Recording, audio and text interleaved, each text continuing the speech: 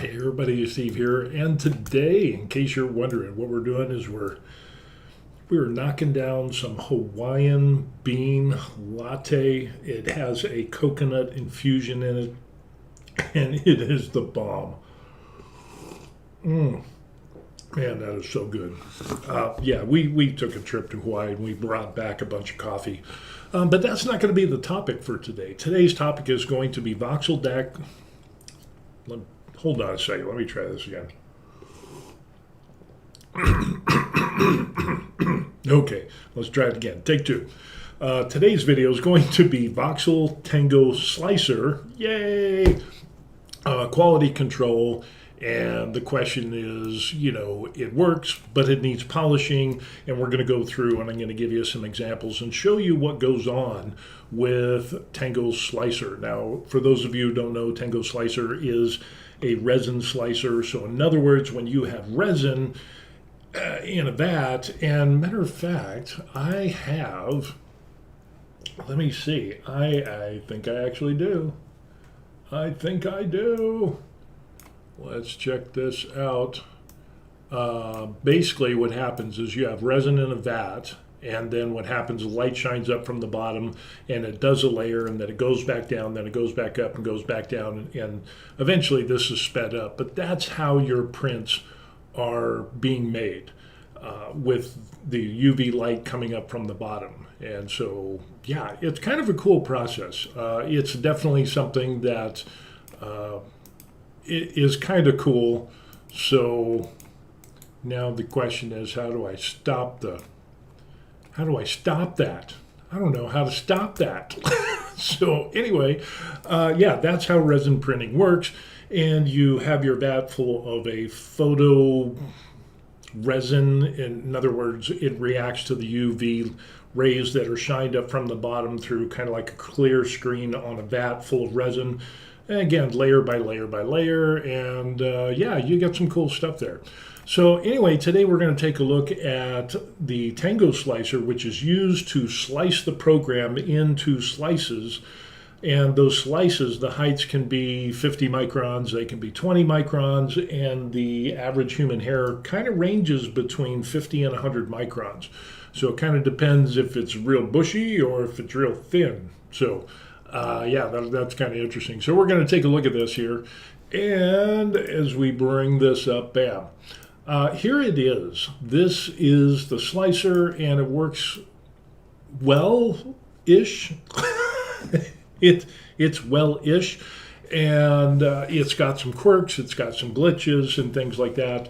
But basically, we're going to kind of go over some stuff and show you why it's a little bit glitchy and why there are some things that I would consider needs updating, some new features, or user nice things. So talking about the very top, we have platform definitions.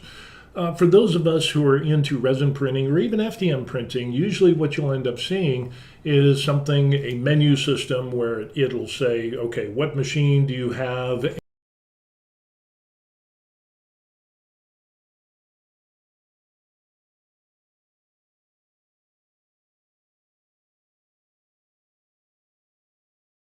What kind of craziness have we got going on? There we go. Maybe it's because of the Tango slicer. That's a first. Anyway, up here at the very top, it says platform definitions. Usually you will have on slicer programs like Lychee or something, Box or some others, even FDM slicing programs, you will have something up at the top or a file system at the very top there. We don't have anything. There's no file system or anything that will say machine. Here it says platform definitions. And define the platform size is what it ends up saying when you hover over it. It should just say machine, printer. Printer would be awesome. Because when we go here, then we end up that you can go down to the plus button. You can search a bunch of different machines here, and they've got a number of them. They even got some Chinese ones. So this has been used for uniformation, Prusa, let's see, Elegoo, Creality, Anycubic, things like that. So you can add different types of machines. I already have mine in here and left everything stock. This is auto-populated, but if it's not and your machine is not on there, then you'd have to find these numbers and figures and parameters and so on and so forth and enter them in. When we get over here to resin, resin is under your platform definitions. In other words, I think it would be more user-friendly if it said up at that main menu said printer and resin. That would solve a lot of problems. You can enter in the price, the name, all this stuff, the resin cost, so that when you do your model or your print, you can get an estimate of how much it costs for that print. We'll actually take a look at this. Then what we do is we have the settings here for like layer heights, all of the numbers and distances and lift and weights and the whole 9 yards. One thing I think all slicer companies need to do is come together in unity and set a standard that all slicer companies should adhere to as far as the outlay and the verbiage of what they call things, because you'll have some that'll say bottom, like down here at the bottom weight before cure, it should, or bottom weight before something else, or weight after this. It should all be interchangeable. It all should be the same. It should be the same standard, kind of like the metric and US. So anyway, we got all that there. That would be nice to change. So we've got some models in here, and the interesting thing is that you can do a number of things. But on the top, we have history, we have file. You can open a file. You can usually, what I end up doing is just dragging things in here, and it works. It works. We have export parts. You can do automatic fix. We can do move. And the thing that bothers me is I want to move something, and you hit move, you get this menu that just kind of pops up out of nowhere, and it usually populates in the screen. And if I'm moving stuff or whatever, see how it kind of glitches a little bit. I should be able to move it. So if I go back up here to move, and then it won't let me move by hitting that square, but I can move it using these controls here. But the problem is that this little guide here does not move with the item, which doesn't really make sense. And then it's weird because if you're in move and you're like trying to grab it, you need to close this out. And then if you just like click on the item, you'll notice that little square right there. If you click and hold on that square, then you can move it around. But see how the mouse is kind of weird, how the mouse cursor doesn't stay and you have minimal movement? Isn't that weird? So I found out that this is kind of glitchy, but if you go from a top-down view and you grab that same thing, then the mouse stays right with that item. So for whatever reason, if you're looking at something other than a top-down view, your mouse cursor is going to be kind of skewed. And the more you have it in this, the more look how far away the mouse cursor is from the item itself. So yeah, I would say that's kind of glitchy. I think that needs some help. I think it needs some repair. You can go through and you can rotate items. Again, it's kind of nice. Again, this little window keeps popping up and it's bothersome. This should populate either on the left or the right side. The left side in a narrow column, make it a little bit small, but this just keeps popping up and it's just kind of a pain in the butt. You can rotate and do all this stuff. You can go through, of course I'm using my trackpad now. You could end up, kind of moving them around like this, put your left foot in, put your left foot out, put your left foot in, and you shake it all about. You can orientate your parts and do things like that. You can move it up, down, left, right, all of those XYZ things that you want to do. The other thing you can end up doing is scaling. This is good because most slicers have a scale function. So if you want to take something, let's say this right here, this little samurai dude that we got going, and we can see the percentiles at 100%. And uniform, preview, apply, scale to fit. You could scale to fit, which I don't know. That is an option. I've never really used it because usually you scale to fit and, whatever. But you still have to do your supports and so on and so forth. But here's the thing that bothers me about the scale function. If we go up here to the top and we say, okay, we want to reduce this and we want to make it 50%, you can enter that in and successfully, boom, he is now 50% smaller than what he was. But on this window here, it now says that it's 100%.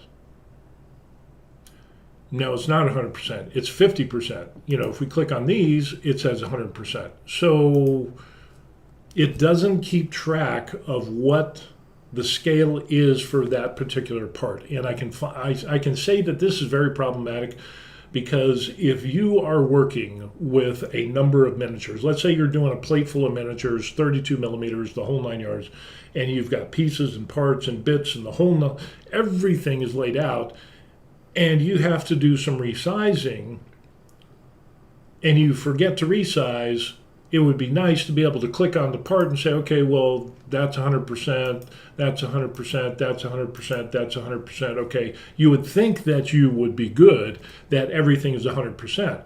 But if you readjusted the scale more or less, it doesn't really matter. Your representation is still going to be 100% up here, and I think that's wrong. It should say the adjusted size and save that and display that. So it's not really 100%. It's, if we go back, that is 100%. So it doesn't store or update and display the current size or the current scale of that item. So like I said, if it's 100% here and then we make it, 20%, it goes down to 20%, but when we click on it, it still says it's 100%. So again, that can be problematic, and I have run into problems with parts. It was just kind of a pain in the ass. So I think that needs to be fixed, in my opinion, just to make life easier. You could go through and you could duplicate total copies, and you could either do the count on XYZ. I'm not sure why that's there.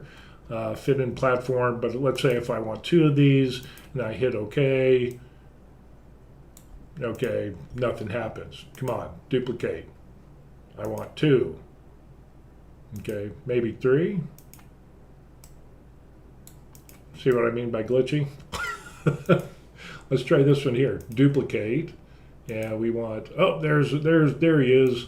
That one populated there. So you can duplicate items. Sometimes it works, sometimes it doesn't.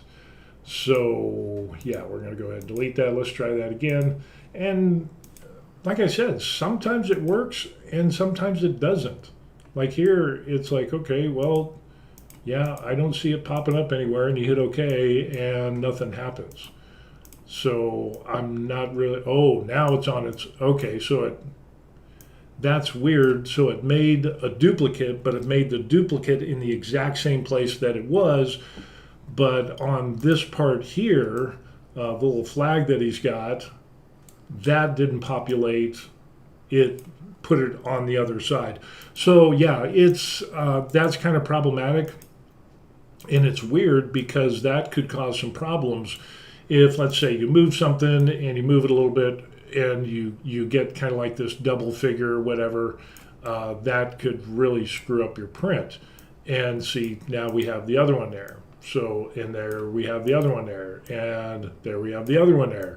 So some items will print off to the side, others won't. And again, that's very problematic. That should not be a thing. If you look at Lychee Slicer Pro, what ends up happening is that you have the option to, let's make sure that's the only guy there. you have the option of making a duplicate and arranging it, have it populate in center, in the very center, populate in the very center of the build plate. So that way, at least you know you've copied something, because if it's in the center, then boom, it comes up. Does that make sense? Okay.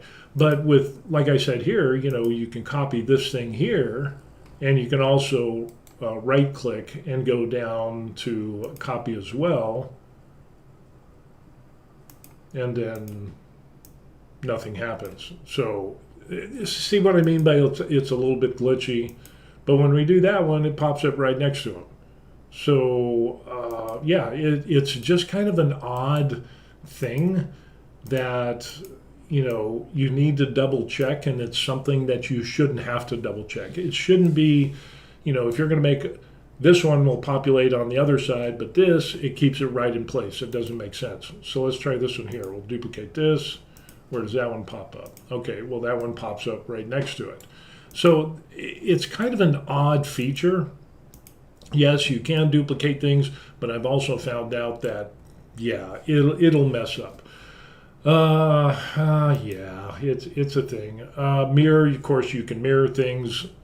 Let's see what happens with the mirror. X, Y, plane, preview. You can make a copy, so let's try that. And that's weird. Okay, so you've got these controls for X, Y, and this and whatever. And really, I don't understand why you would want to do that. If you're going to mirror something on the XY plane, that means it flipped it upside down. Let's do this plane here and see what happens. And it puts it the other direction, as you can see there. I don't really see the need for that. I just don't get it. And you can't move. I can move this part with my mouse with a right click and hold, but I can't move the plate to get a better view until I close this window. So now I can move this around and see. So yeah, it's a little clunky. Yeah, we'll just see if we can get rid of that and make sure that this is our only guy. So yeah, mirror, you could go ahead and do arrange, and what we could do is we can select all of the parts, so that's kind of a good thing. So if we go to arrange, we could put them all on the plate. We could do an orientation, where change the orientation of the selected part according to certain criteria. Yeah, I haven't really tried this much because it has some things here. So for example, it says print type, support area, support volume, bounding box volume, auto orientation, surface critical angle, distance to platform 6 millimeters, which is kind of like your lift height above the platform. Usually those are 5. I'm not sure why it's 6 here. But what are all these things here? Optimize criteria for print time. I mean, there should be something here that you kind of, and they do it in some other places where it'll have the exclamation mark, and if you hover over it, another window populates up and tells you what this means. So why they didn't do this here, I'm not sure. So if you do, optimize for print time, that's going to make it so it lays it down so you don't have as many high layers, so it minimizes your print time. Okay, but that's right on the face of the guy. Oh, and again, you can't zoom in. So that's right on the face of the guy, and that's not where you would want your supports, because you want that front area of your model to be pristine. So you can see that it's like other slicer programs have that problem as well.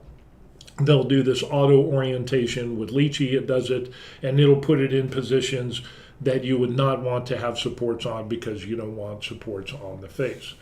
So let's go ahead and we'll get rid of that. Come on.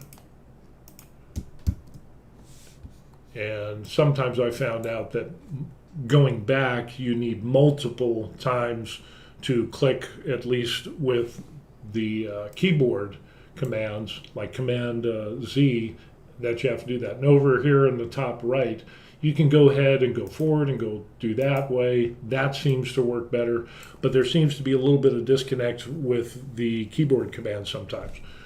If we go back to arrange, let's highlight everything here, and we'll do the auto arrange, and it has all parts or selected parts, including support structures, part interval, margin to sides, again, those distance to platform should have something that says lift height or height above platform, something like that. That distance to platform, it doesn't really make a lot of sense. So order setting is put it in the center. You could put things in corners or different positions. If you pick this of the build plate, it will just keep it at center and we'll show you what happens. So we click that, and it kind of, even though it doesn't put everything in the center, it says it was the center. So, but in reality, that would be the center. So, just little quirky things that it has. It's a good way if you have a full build plate, a ton of parts, and you want to try to do that auto arrangement. It works fairly well, but really I haven't seen any slicer yet that will get it as close as like I would want. It's kind of like playing Tetris. You do the Tetris thing and you can get everything, and with minimal space. More stuff on the build plate means less time printing additional build plates or separate run or whatever. Modify is kind of interesting because we could go through, we pick this and modify. What is really modify? Hollow perforator and label. It just put holes. When you do perforator, just put holes. Hollow, that makes sense. And I like the fact that you could go through and you hover over this and it gives you an explanation like we see here of hollow the selected part. That should be something that's in every single menu option. Kind of like the ones where we didn't see it, where you don't know what it is and they have to do trial and error to figure out what it is. Those things need to happen. Perforator, perforate your part to drain the trapped material. Just put hole generator, holes. You don't have to go. I think some engineer made this up. Some programming engineer guy, and it's like, hollow makes sense, but what's another word that we can use for holes besides holes? It can't be that simple. You gotta play to the audience that you're with, and most of us are not that smart, and the word holes would just make a hell of a lot more sense. Personally, I think you shouldn't have a drop-down menu. You should have hollow, holes, and then label, because you've got this whole bar up here, and you can make those icons a little bit smaller. That's my personal opinion. So let's say we're going to hollow this out, and again, this thing just bugs the hell out of me. You can go through and set the wall thickness. Let's just go ahead and make it 2 millimeters. Accuracy, we'll just make that 2, just because that's what I do in Lychee. Hollow type inside or outside or self-support. Again, I get that you're hollowing the inside of a model, but you say the outside. I have no idea what that means. Or self-support. Let's just do this first, and we'll hollow this out, and it'll go through, and it does it pretty quick. And if we run through, we can see that we've got the holes, and it works out pretty decent, for that. But let's go back and do the other thing. So let's go back to that, and we go to modify, we go to hollow, and let's do the outside. I'm not sure what that does. Or why. Wow, look at that. That is odd. I mean, it's kind of like, why would you want that? I'm sure there's some engineer at Voxeldance Tango that thought this would be a good idea, but I'm not sure why. Why? Okay, let's get rid of that. Let's go back to modify. Let's go back to hollow, and let's see self-support. Let's see what that does. So we'll run that. It's hollowing out the part. Ooh, this is a little labor intensive here. It's going a little slow. So the self-support thing, I'm assuming it means that if you hollow it, it's going to put supports on the inside, which would be a good idea. So let's take a look and we'll see what it actually does. Do we see any supports? Kind of. No.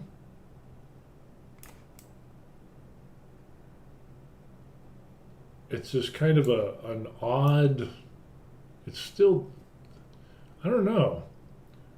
We have areas to where you might get some suction cups, so I don't really know if that would be useful.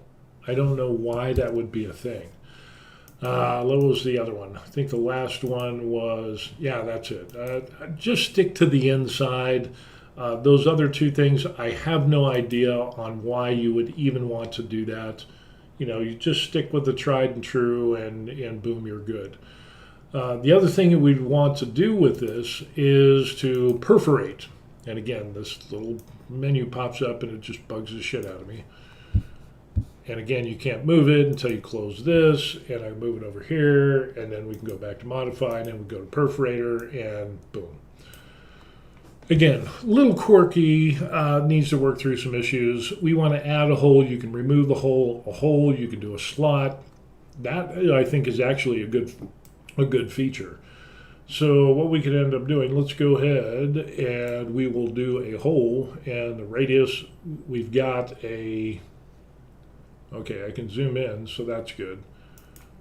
So we'll go ahead and do that. But we don't, I don't know why that doesn't work, or I guess it works. I guess it did work. Okay. Oh, I got confused by the red. Okay, sorry about that. So let's go ahead, and what we'll end up doing is taking and trying a slot, and we can't move again because the window's open. Cancel. Okay.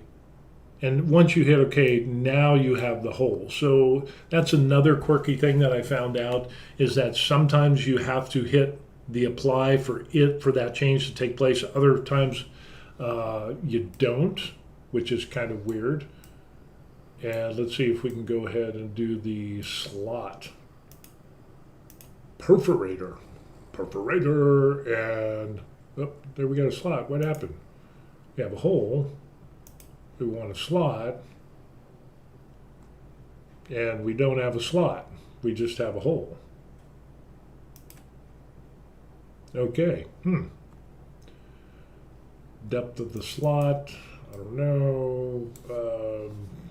And of course, we can't do anything because we have to close the window, so we're just going to go ahead and hit OK. And so, yeah, the slot feature would be nice, I think.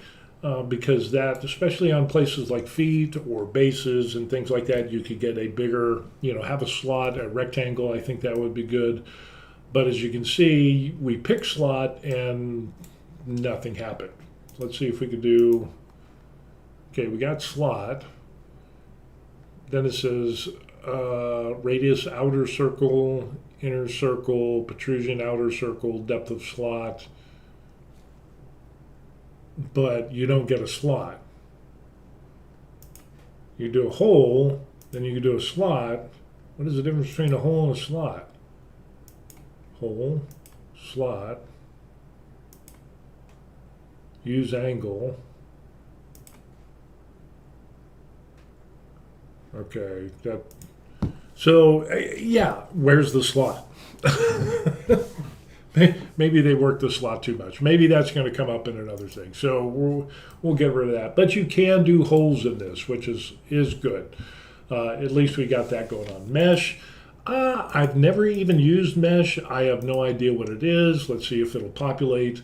Offset down facing surface of the selected part to compensate for over curing. I really don't think that's a thing that we have to worry about. Reduces number of triangles of the selected part or the marked area. That might come in handy because if you've printed out some miniatures, you know that there are some miniatures that have kind of like, they're not smooth. So what we could end up doing is, we could just do that. Maximum deformation, we could hit apply, and it will get rid of those chunky little, things here. We don't really see it on this model. We can see that and what we're talking about is like this. You can see these little shapes here. So if we do the mesh, let's see if we can minimize that even more and see what happens, just for grins. Okay, didn't see any change. So did it change? I have no idea. Again, that's something, there needs to be some type of feedback for the user to know that this thing is accomplished. And it's kind of like going back to the scale feature. When you scale something down from 100% down to 50%, you should see that number that indicates that this thing is now at 50%, and it saves that and shows that instead of just, you're reduced at 50%, then when you go back to it, it says it's 100% again. It doesn't make sense. So yeah, I'm not sure about that. We have the Boolean stuff. You can shells to parts. So let's pick something smaller, kind of like the sword action that we have here. And you can do some Boolean actions or whatever. You can merge parts. We want to separate parts. It only contains one shell. Okay, well, let's try that. And it's going to say the same thing. This one? Okay. You want to remove the old part? Yeah, because we can always just go back.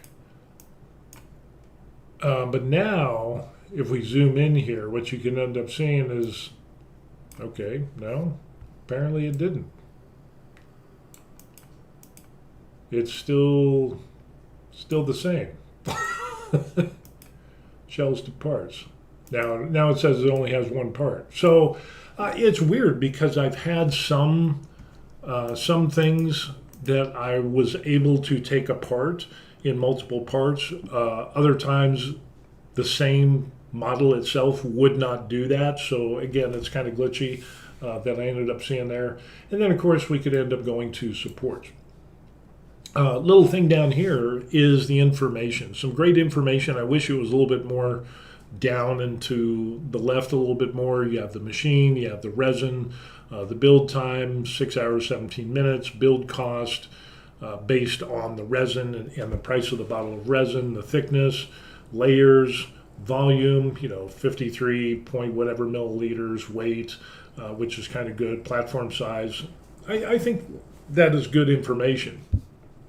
But the problem is that when you go up here, notice that on this it says 6 hours, 17 minutes, and 5 seconds. If we go back up here to platform and we go to resin and we go to print, down here on this right-hand side, parameter mode, it actually means speed, print speed. And we have static, dynamic mode, high-speed mode, then dynamic mode, smooth mode.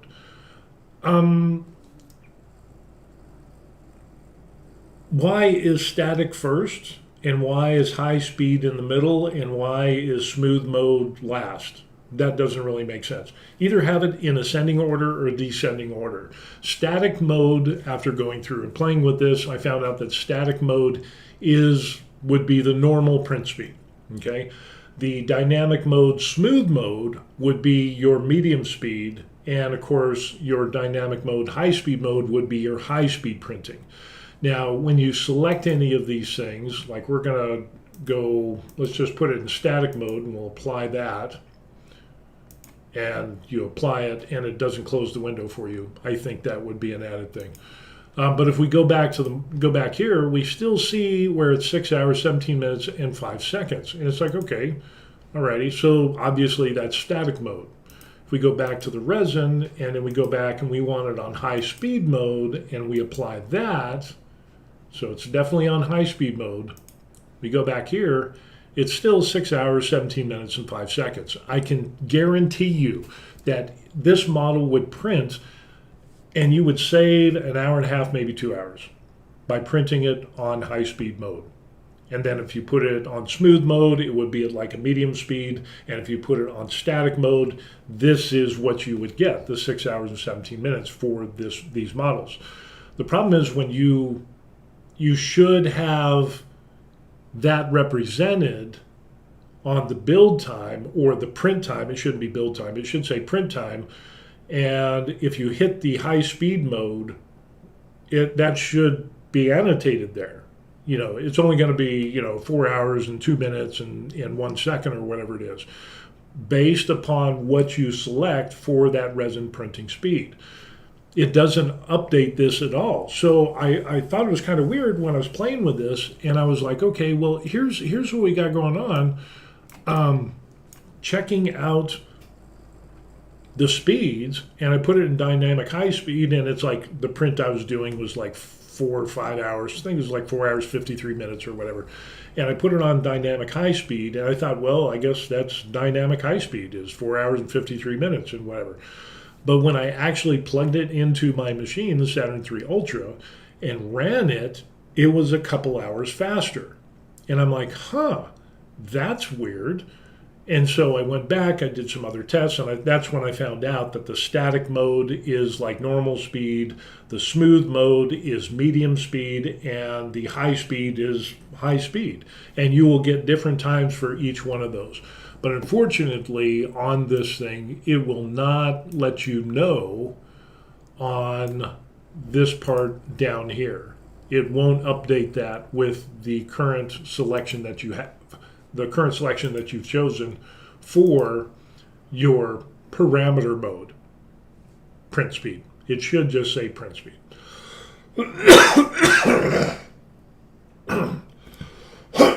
Excuse me. It's really humid here. So yeah, and the interesting thing is when you apply these different parameter modes, these speed modes, none of these things change here. None of these metrics, these numbers, bottom speed lift, 90 and then 320, lifting speed 90, 270, retract speed 320 to 90, none of that changes. So when you pick dynamic high speed mode, it doesn't represent or give you any feedback of what those adjusted times are. And thankfully, I haven't had any failures based on speed so far, knock on wood. But it would be nice to be able to see those numbers on, your increased lifting speeds and so on and so forth when you hit those. So I thought that was kind of interesting. Again, it comes down to usability, information, feedback that you get that you can look at and say, okay, well, because now when I look down here on the bottom left, it's 6 hours and 17 minutes. Now I have to think, well, what was my last print? Was it high speed mode or was it static or was it smooth? What gives me more details? Is it smooth or, does smooth mode lessen the details? You see what I'm saying? Just kind of some odd wording and verbiage.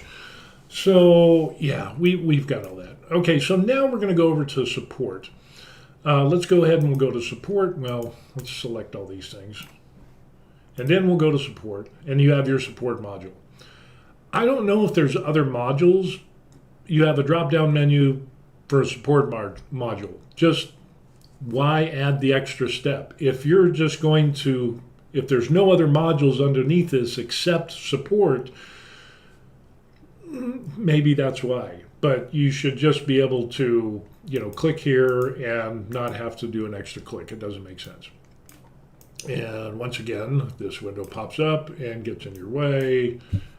Oh, but on here, now you can move it around when you do supports. See what I mean? How it's kind of clunky and glitchy. There's a need for consistency. Um, you know. Now, the auto support system that we end up having here at the very top, you have small size, medium, large, and support figure. Kind of good. And what I started out doing with like 32 millimeter, 40 millimeters unsupported miniatures, I was using the support figure. If I blow something up to 300%, then I'll use the mediums. And if you use larger items, I use the mediums and so on and so forth. Haven't tested out fully what that comes down to. But here's the thing that I do like about this. Like, it comes down to the bar support and critical angle, and if you hover over this thing, you get that right there, which doesn't stay populated if you move your mouse, but it tells you what the critical angle is. It tells you what the anchor distance is. And it gives you that great explanation, which is awesome. I wish other slicer companies would do this. The border offset, what is the distance between the edge of the item and that first support? You can set that, and this one is 0.5. Usually I find I like, with Lychee Slicer anyway, like 0.3 to 0.4 is usually what I like. Because you get that support, but you won't get any of the damage on the edge of the item itself. So I love this thing that it has these little details here that pop up that can populate and show you exactly what it's talking about. So whoever did this part did good. But then when they got down here to breakpoint height, they didn't put them for there. So again, let's be consistent, guys. Distance in parts, 1 millimeter. You can see all this stuff here, top width, blah, blah, blah. It's some great stuff. The scaffolding, the bar, all of that stuff. Again, we end up that you can have different edges, number of edges on your supports.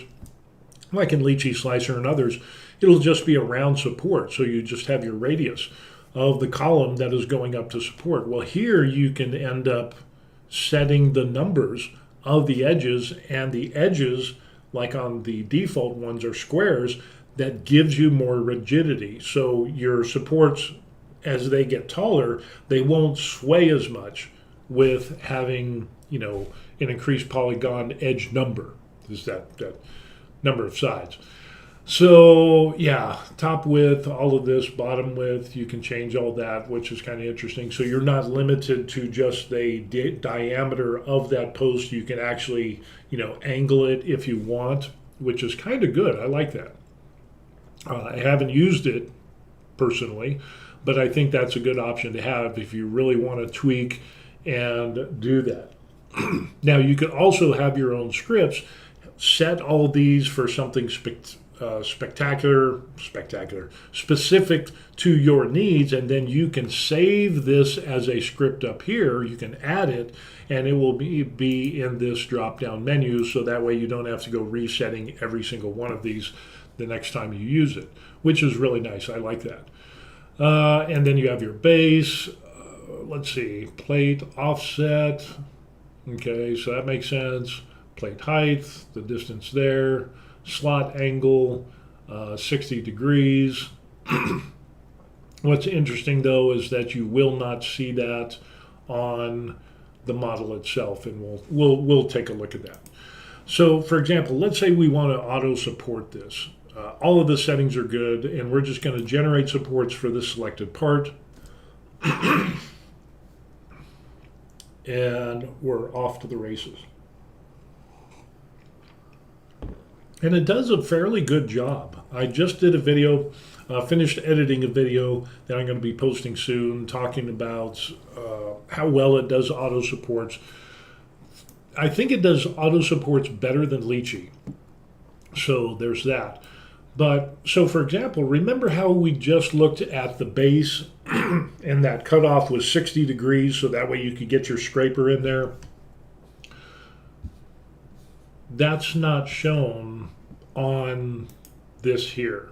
We don't see this. The only thing you'll end up seeing, there is no angle cut into this.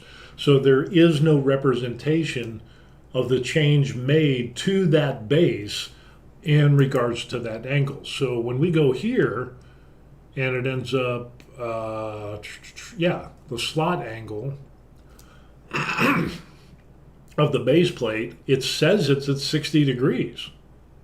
But when we look here on the model, it's not represented. It's not, it doesn't translate over from the menu and the selection that you made and entered the numbers. Let's say we make this 45 degrees and we hit enter. Okay, we're good to go. But again, there's no representation of any angle down here. So you know, if you're working on something and you want something to have a different angle than something else, or maybe some of these other, you know, plat height, offsets, radius, things like that. Again, hole radius, it's automatically set to 1 millimeter. But what holes are you talking about? I'm pretty sure that it's talking about the, where are we at now? I think it's talking about those holes right there, but I'm not 100% sure. Hole interval, 2 millimeters. Is that the distance between the center of the two holes? Is it even talking about these two holes? Hole edge number 12. I guess you could zoom in and count. 1, 2, 3, 4, 5, 6. Yes, it's talking about these holes here. You can increase that to whatever you want. But, you know, lift height is 11. That's kind of tall. 11? I mean, okay, whatever. But again, there are some problems with this in that what you've changed in some of these things for the bars and the connections and so on and so forth, like these crossbars. If you go through and you change the size of the crossbar, you won't see it on the platform. So yeah, I think there's a missed opportunity there to know whether you did something or not, and that could, you know, it's just kind of messed up. Let's see, if we're going to go here. So for example, the question that I had gotten is people were asking me, said, hey, I've got Tango, and how do you do manual supports? You know, they all know how to do the auto supports just like we did, but how do you do the manual supports? Well, this is where this comes in. So you hit the edit support, and this is what we end up with. Now, I like this. I don't like this because, seriously, because now I have to close this and move this to where I want it, and then I got to go back to support, and then I got to go back to edit support. See what I'm saying? You should be able to move the build plate around because of that. Otherwise, it's just not user-friendly. But I like the representation here of the deep red, meaning areas that are really, really need supports. And then colors goes from red to orange to kind of like a yellow, and then it goes to the rest of the model. So in these areas here, you wouldn't necessarily need a support based on, you know, the algorithm and the settings and so on and so forth. So I think this is really good. But if I wanted to put in, let's say I wanted, you know, I think this area needs another support. Now I have this thing here, and I just click, and there's the support. If I want to get rid of that support, it's kind of weird because how do you get rid of it? There's no,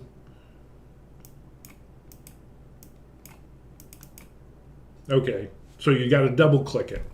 Does that make sense? You should have a keyboard command like X or hit delete where you highlight that, hit delete, and no, it doesn't work that way. But if you double click it, you can get rid of that support.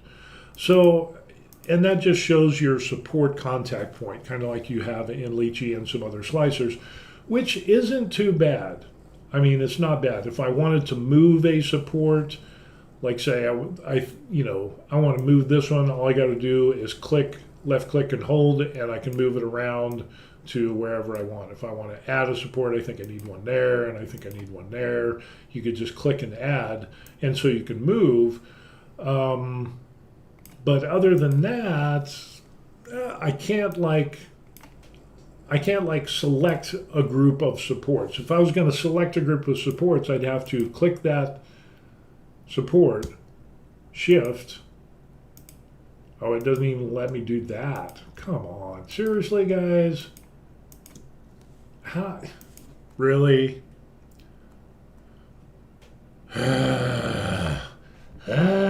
Come on, really? Let's see, advanced. Anchors have been added. Yes, I want to apply. Now it's going to regenerate the supports because we moved stuff around. Hey, it actually worked. Okay. Here is an interesting feature because now we get to the place of where you have this advanced feature for advanced supporting. And again, this thing just bugs the crap out of me.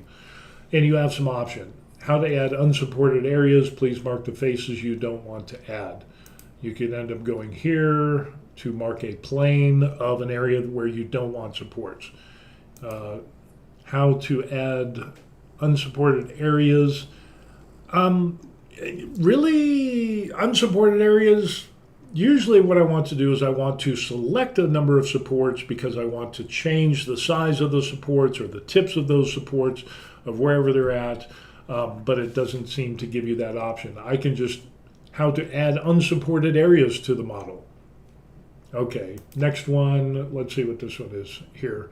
Mark brush, which nothing pops up. We get some things, but then it just kind of skips over.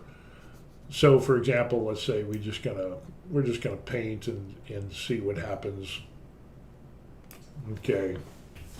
So we painted that area there, and we should be able to get rid of those supports, supposedly, which it does a halfway decent job for painting. So there's that. You can lasso supports, which is kind of cool. I wish it would be the opposite. I wish you could like paint and lasso areas where you wanted to add supports. Ends up here, mark bezel and remesh, unmark all, add no support, remove all, pick remove. I don't know, maybe it's just me, but seriously, if the advanced supporting feature is that you can remove supports through painting and lassoing and selecting and whatever, all that stuff, what if I want to add supports? I'm just left with doing individual support and individual support. There should be the opposite of this, is that you highlight an area of where you want those supports to go. And I think Tango missed a prime opportunity to have a great feature, and all you can end up doing is just removing supports. So, and now that we've done all this, how do we know that this is going to be removed?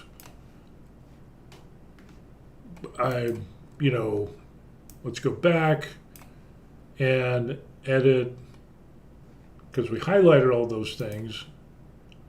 Okay, add no supports, and then mark the surface using the mark tool first. Well, I did that.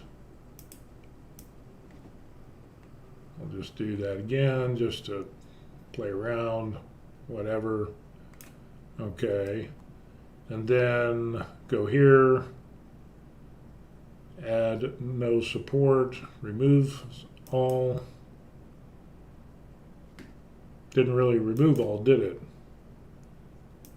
We hit that one there, hit that one there. Let's just exit advanced. And I guess we go back to generate support. Do you want to delete the current support? Let's see if it actually does it. I have a feeling it won't. I'll be surprised if it does. And it goes, it's not bad. Hey, it actually works. Okay. But again, the usability, when you paint that area, there should be something on that area where you have that advanced feature of where you mark that area. And again, let's just say we're just gonna take these down here and we paint the area that we don't want supports because, you know, we think we're smart and we know that we don't need supports there, whatever, for whatever reason.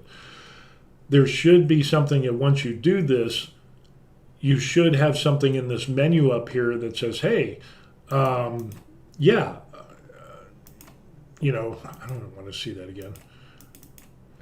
There should be something up here on here where it says, okay, add, remove, you know, add no support, remove all. It should remove all right there, but nothing happens. So it's kind of like, it's not truth in advertising, but if we go here and then we exit the advanced and then we generate the supports again, you want to keep the current supports, say yes, and then it goes through. It doesn't really make sense. So yeah, if you're going to have something on one screen and you're able to take off supports, you should have the option to click OK and have it auto-populate and fix it right then instead of having to go back out. And even here, it didn't even pop out. Do you want to delete the current support? Yes. See what I mean by it's clunky? It needs polishing. And the more I play with this thing, I like it, but there's a lot of things that I don't like. I like the auto support feature. And again, it's still, so here it doesn't even do that again. So, yeah, kind of quirky, kind of glitchy at times. And, you know, the whole big thing with the advanced part is that if you have all of these options to take away areas in which you want supports, you should have the opposite of that and have functions where you could paint on, lasso, mark, you know, select a plane of where you want supports to be put automatically, you know, to populate those areas, but you don't. So you can take away, but you can't add to. And you should just be able to save here. I should not have to go back here and, you know, generate, and do you want to delete the current support, blah, blah, blah, and all of that. And once again, this pops up and it says, you know, don't show again. I click that and it shows up again. So, yeah. Glitchy much? Glitchy? So, yeah. And I put don't show again on the previous time. So that if we go back to advanced, it pops up again. So again, yeah, there are some problems with this as far as that advanced feature. And an advanced feature, you should have, come on now. Oh, come on. Let's just go home and can we zoom out, please? There we go. Okay. So it's a little touchy from what I found out, but and slicing is good. Like, well, let's just go through and we'll click that, we'll shift, do that, go to support, boom, we'll just do automatic support for that, and generate supports fairly fast, and it works pretty good. I have greater success with the auto supports with Tango than I do with Lychee. So again, we have all our stuff there, and so now with the build time, it increases to 7 hours, 6 minutes or whatever. But you don't know that you're going to print it in probably a couple hours less if you forgot that you had it on dynamic. Or it could be 7 hours and 6 minutes and whatever because you have it on static. But if you know, again, you should be able to see the changes that you made in regard to the print speed on this little thing here. So, yeah. And now if we go to slicing, let's just go ahead and we'll select everything. We go to slice. And it slices the parts fairly fast. I mean, boom, that's done. And it gives you the information down here on the bottom, your layer count, and so on and so forth. I don't know why you would need to know that. Maybe you can change that. I'm not going to change it. You got your little slider bar so that you could look for islands and so on and so forth, but not that big of a deal. And then if I wanted to export it, so we export this, and we're just gonna, it'll be in the file format. Thankfully, Elegoo, they have a profile for Elegoo, the GOO. And what we'll end up doing is we'll change this to the desktop, and we'll just say Shundun test. And we'll just save it to our desktop. Watch how fast this goes. Boom. And ready? 3, 2, 1. And we have a total of 1,769 layers. And it goes at a pretty decent speed. I would say that this goes faster than Lychee. And boom, there you go. So yeah, I mean, I like that part of it. The speed of the slicing, the speed of the exporting is really good. You get to this here. Now it says the estimated print time is 5 hours, 7 minutes, and 21 seconds. Your resin volume, the price of how much of resin. But then you look here, it says 5 hours, 7 minutes, but down here it says 7 hours and 8 minutes. So you're saving 2 hours by using the dynamic high speed, and it's annotated here. Why can't it be annotated down here as well? I don't get it. And here's the other thing. Okay, Lychee, some other ones, as soon as you slice and export, you'll have this option to open the folder. So let's open the folder.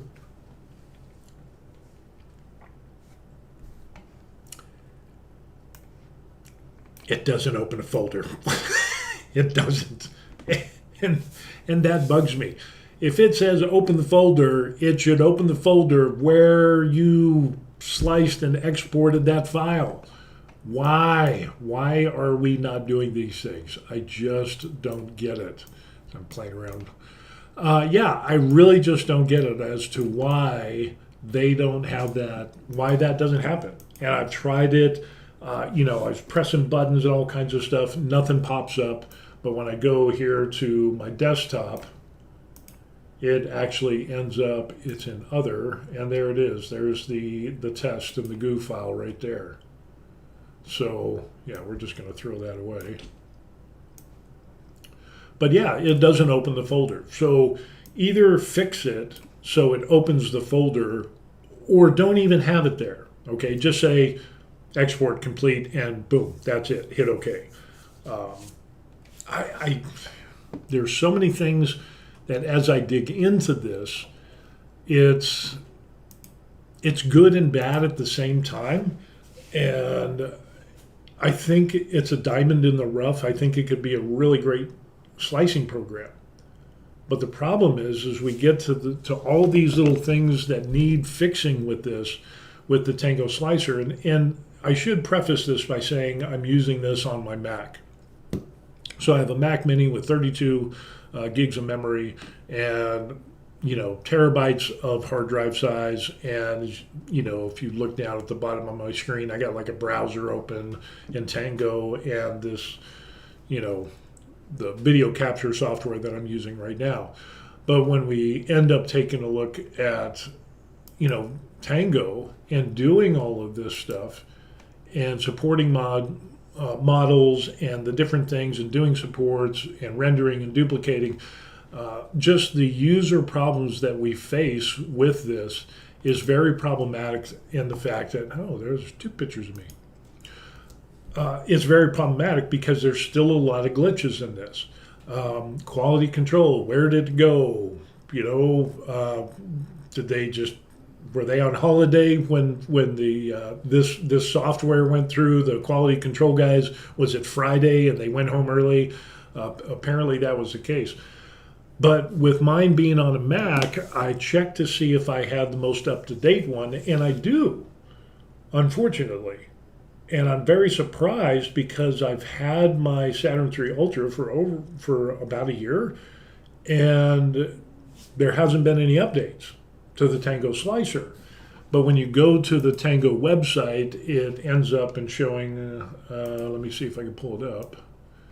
But it ends up, Voxeldance, Dad's Tango, whatever, whoosy-whatsy thing.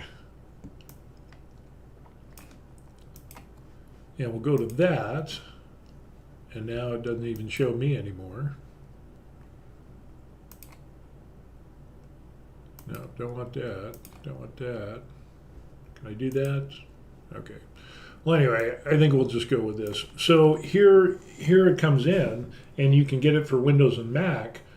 And the version that, what's that little notice? The version for Mac is like 3.0.0.7, but the PC one ends up popping up, and it has a, no, that didn't say it there, but it ends up, it's like 4.0.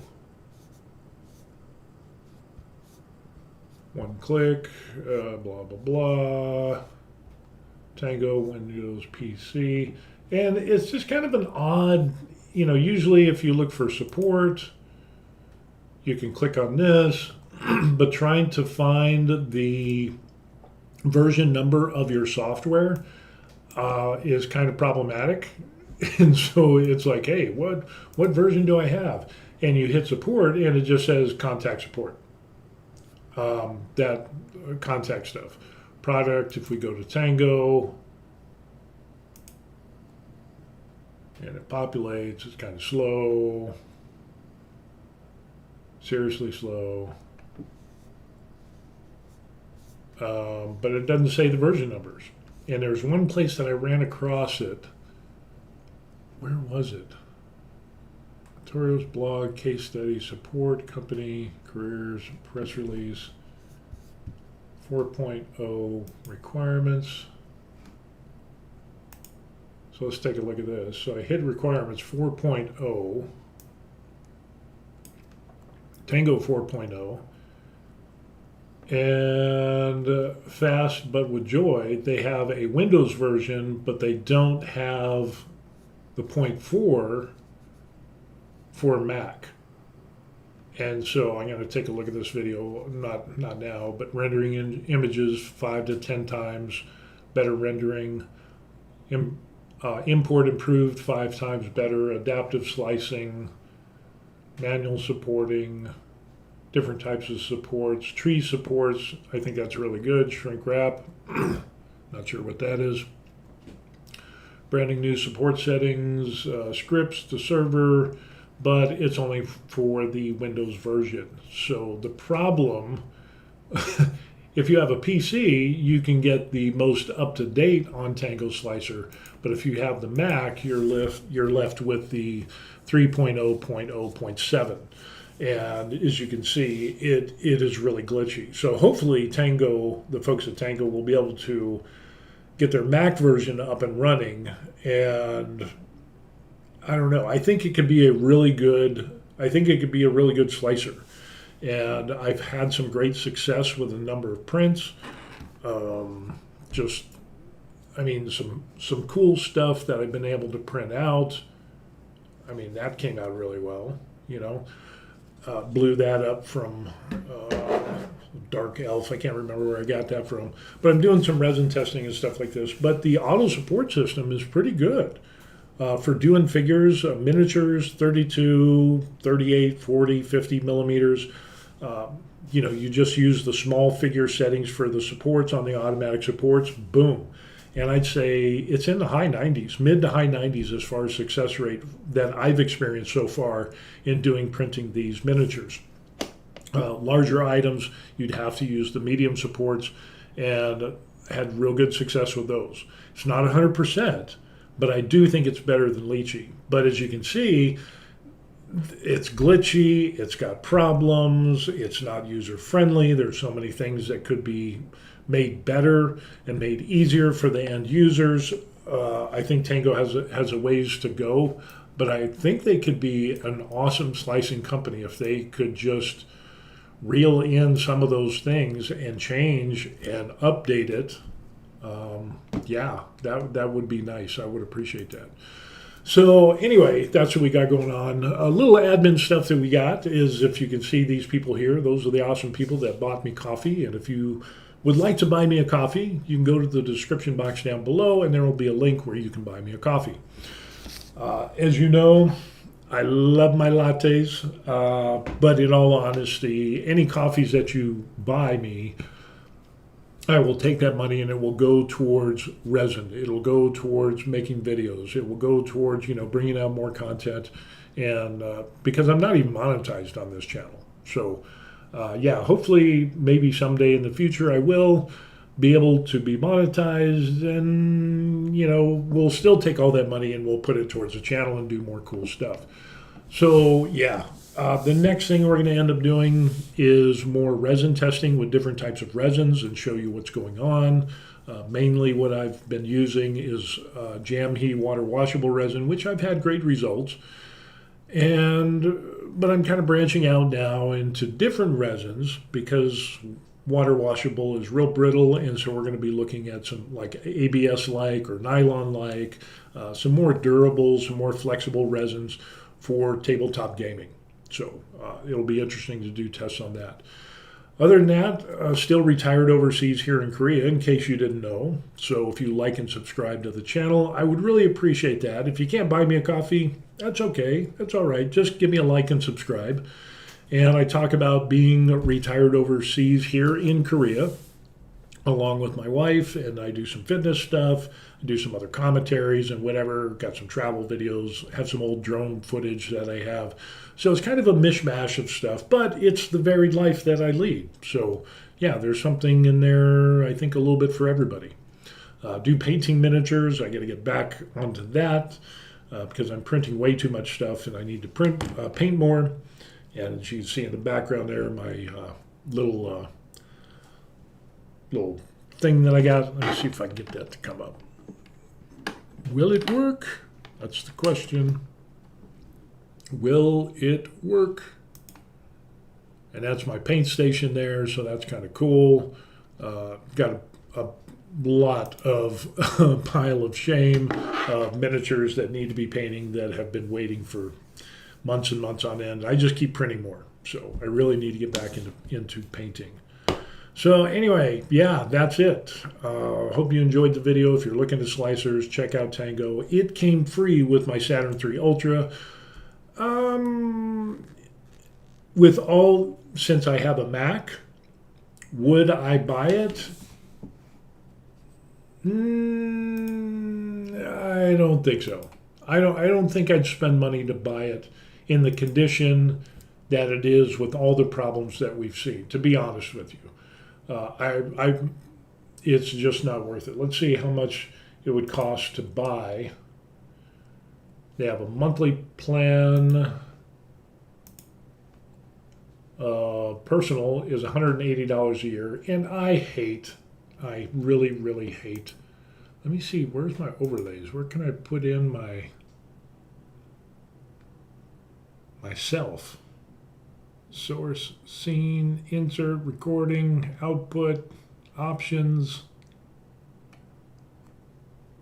Oh, okay, whatever. I don't know how something happened. But, $180 a year or $15 a month. And here's the thing that bugs me. 90 outputs per month. So in other words, you can print up to 90 things per month. You have Personal Plus, which is $360 a year or $30 a month, and you can do 180 outputs. Pro, $720, $60 a month with unlimited output. Really? I just monthly plan, personal, $16 a month, full feature, then a yearly plan. So yeah, you can do it either by month or year. Export pack, add 10 outputs is $1. Yeah, I just don't like that. I really, really just don't like that. I don't like the subscription service thing. I'm old school. I'm going to be 58 here pretty soon, but I think you buy the program, you should own it. The subscription thing has been done to death, and I don't like it. But even if it's just $180 a year, or $16 a month, $10 or $16 a month, $15 a month, with as many glitches as quirks, and I've had shutdowns with this program with Tango Slicer on my Mac, there's no way that I would pay any amount of money for this slicing program.